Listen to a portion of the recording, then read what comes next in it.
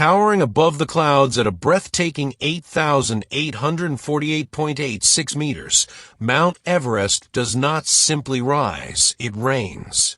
It stands as Earth's final frontier, a monumental citadel carved from time and ice, echoing through history as the crown of the world. This is not just a mountain. It is a myth made real.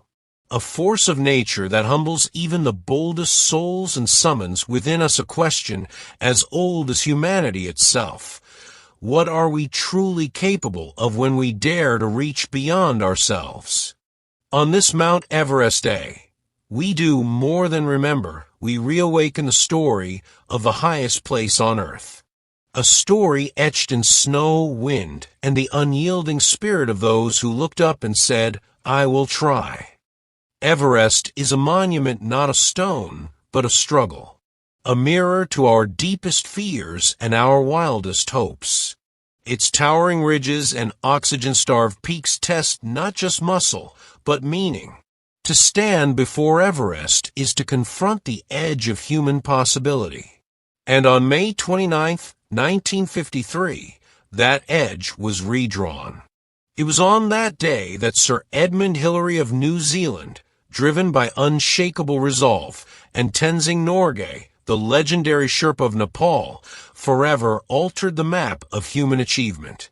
Together, step by grueling step, breath by precious breath, they climbed into the realm of the gods.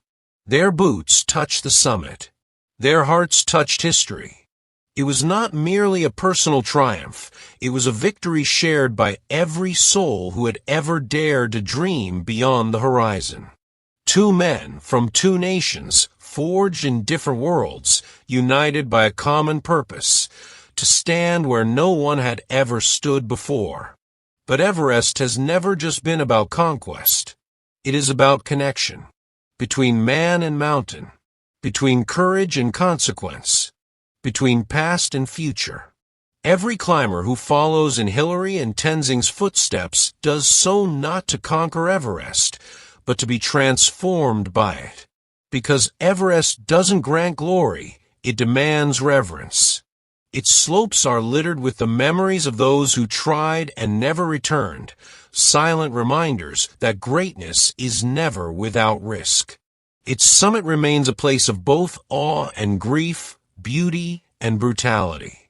And yet, the mountain continues to call, drawing explorers, scientists, filmmakers, and pilgrims of every kind into its thin-aired embrace. Mount Everest is more than a peak on a map. It is a living monument to the power of human will, the fragility of life, and the majesty of nature untamed. On this Mount Everest day, we don't just celebrate a climb, we honor a legacy. A legacy written in frostbitten fingers, prayer flags fluttering in the jet stream, and hearts that keep rising, no matter how cold the wind blows. This is not just geography. This is destiny carved in ice. Behind every triumphant summit of Mount Everest, behind every flag planted and photograph taken above the clouds, stands an unsung pillar of courage and humility, the Sherpa. These resilient stewards of the Himalayas are more than guides. They are guardians of the sacred, the lifeblood of every expedition. With lungs forged in high-altitude air and spirits tempered by centuries of tradition, they navigate the most treacherous paths with a grace that borders on divine. For them, Everest is not a challenge, it is a way of life. Among these titans walks Kami Rita Sherpa, a living legend whose boots have touched the top of the world a record-shattering 31 times. Not for fame, not for fortune, but out of duty, heritage, and the quiet pride of a people born from mountain's breath. His footsteps are woven into Everest's very fabric, his legacy as enduring as the stone beneath the snow. When others falter, the Sherpa continue. When danger grows, they rise. And when Everest grants passage, is often through their sacrifice. But what calls so many from every corner of the globe to follow that brutal path upward. For some, it is the intoxication of adventure, the irresistible allure of conquering the unconquerable. For others, it is personal, a journey of healing, tribute, or transformation. The mountain becomes a metaphor for something greater: redemption, identity, purpose. Yet whatever the reason, every climber who dares face Everest walks willingly into one of the harshest arenas nature has ever constructed. Because Everest does not forgive. Its beauty is brutal. Its majesty is merciless. Over 300 climbers have paid the ultimate price on its icy flanks, their dreams frozen in time, their stories etched into the rock and snow. The causes are as varied as they are grim: avalanches that thunder without warning, deadly crevasses hidden like traps beneath a pristine layer of white, and the slow, suffocating grip of altitude sickness. And then there is the death zone, the unforgiving stretch above 8,000 meters, where the atmosphere grows so thin that the human body begins to shut down. Every step becomes agony. Every breath a battle. Here, the brain clouds, muscles decay, and decisions made in moments can echo into eternity. The body starts to die, and yet the spirit pushes forward. Because at this altitude, it's no longer just about reaching the summit. It's about surviving the descent. Mount Everest is not simply climbed, it is endured. And those who attempt its summit do so knowing the risk. The mountain gives nothing freely. But what it does offer, to those who endure its trials, is a glimpse into the purest form of self, stripped of all but will. Everest, in all her ruthless beauty, does not crown heroes. She reveals them. The increasing number of climbers has led to environmental degradation on Everest. Waste accumulation, melting glaciers, and exposed bodies due to receding ice highlight the urgent need for sustainable practices. Everest plays a significant role in Nepal's economy. The mountaineering industry provides employment opportunities for locals and generates substantial revenue through permits and tourism. However, balancing economic benefits with environmental preservation remains a challenge. In the modern era, the ascent of Mount Everest no longer belongs solely to the elite few or the historically daring.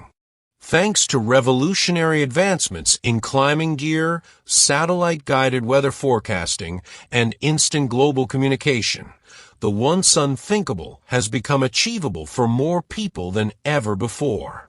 Oxygen systems are lighter. Routes are better mapped. Base camps now buzz with technology, drones flying overhead, GPS markers tracking every step, and helicopters standing by in case of emergency. But with these triumphs of innovation comes a paradox, the double-edged sword of accessibility. Where once only the brave dared tread, now crowds gather. In the peak of climbing season, queues form on Everest's razor-thin ridges, climbers waiting, sometimes for hours, in the death zone. And in that waiting, the mountain becomes not just a test of skill or endurance, but of patience, judgment, and luck. This overcrowding has sparked a debate that cuts deep. Has Everest been tamed or merely trafficked? Helicopter tours, premium packages, litter left behind by those who forget the sacredness beneath their boots. Commercial expeditions now offer luxury summits, with Sherpas carrying not only gear but gourmet meals and heated tents. It is a modern marvel, but it is also a warning sign. Because when the summit becomes a checklist, we risk losing the mountain's soul. And yet, despite the commercialization, Everest still whispers its truth to those who will listen. Every climber who steps into that thin air brings with them a personal storm, a reason, a reckoning. Some come to break records, to etch their names in history's cold ledger. Others carry grief, hope, or the echo of a promise made long ago. They climb not just for the peak, but for the healing that only silence and sky can offer. These stories, deeply human, fiercely individual, are what breathe life into the mountain's legacy. They remind us that while Everest may be crowded, its meaning remains intimate. But make no mistake, the future of this mighty titan is not guaranteed. If Everest is to remain a beacon of inspiration, of natural wonder, of spiritual significance, it must be protected, not just by rangers or governments, but by all of us, by climbers, by storytellers, by those who set foot on her trails, and those who merely marvel from afar.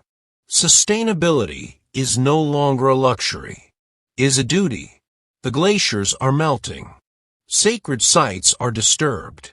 Trash, once buried by snow, now emerges as the climate warms. The mountain is speaking, not with thunder or quake, but with slow, visible loss. Preserving Everest means respecting her boundaries. It means elevating local voices, honoring cultural traditions, and supporting those who have safeguarded her for generations, the Sherpas, the monks, the villagers in her shadow. It means climbing not just with ambition, but with reverence. Because in the end, Mount Everest is more than a summit. It is a mirror held up to humanity, reflecting both our glory and our responsibility. And what we choose now will echo in the silence of her snows for generations to come.